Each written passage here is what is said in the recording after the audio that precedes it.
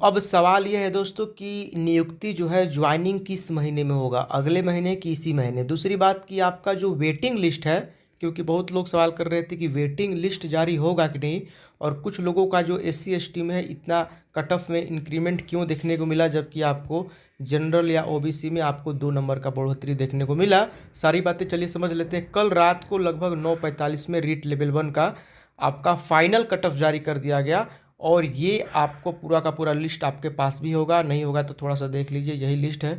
और इसके बाद दोस्तों इससे पहले आपका पहले वाला जो कट ऑफ था 2 गुना वाला, ये आप देख सकते हैं, ये वाला। इसमें आपको डॉक्यूमेंट वेरिफिकेशन करने के बाद उसमें से 15,500 हटा दिया गया था। इसके बाद जब डॉक्यूमेंट वेरिफिकेशन दोस्तों हुआ था साला दर्पण के पोर्टल के माध्यम से, ठीक है।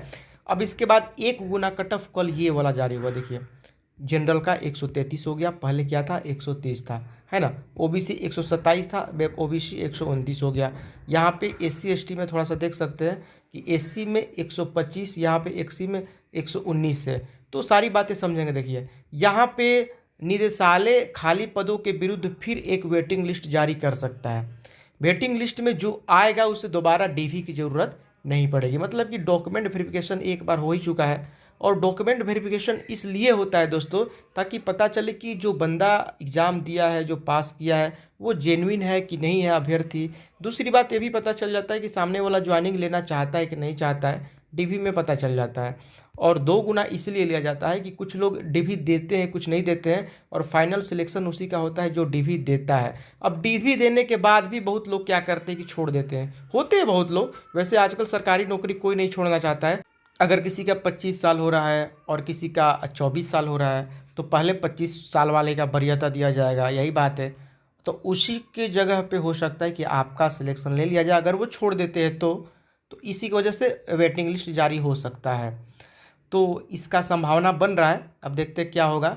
लेकिन जितने भी लोग यहाँ पे सिलेक्ट हुए हैं सभी लोगों को इससे, देखिए जो लोग सिलेक्ट हुए हैं उन पे कोई फ़र्क नहीं पड़ेगा वेटिंग लिस्ट आने से, क्योंकि उनका सिलेक्शन हो चुका है। अब जो छोड़ेंगे उसके बाद उनके जगह पे, क्योंकि यहाँ पे निदेशालय का क्या है ध्येय कि किसी भी तरह से टोटल जितना भी पोस्ट है सबको यहाँ पे नियुक्ति दे देना है। अगर कोई घटता है तो 2 गुना जो लोगों को लिया गया है इसीलिए लिया जाता है, ताकि जो लोग चले जाते हैं छोड़ करके तो उनके जगह पर जो लोग वेटिंग में है उनको ले लिया जाए। तो हो सकता है ऐसा, इसकी संभावना पूरी बन रही है। तो आपको देखिए इस महीने के अंत तक आपका सारा काम निपटा दिया जाएगा, मतलब DV की तो ज़रूरत पड़ेगी नहीं।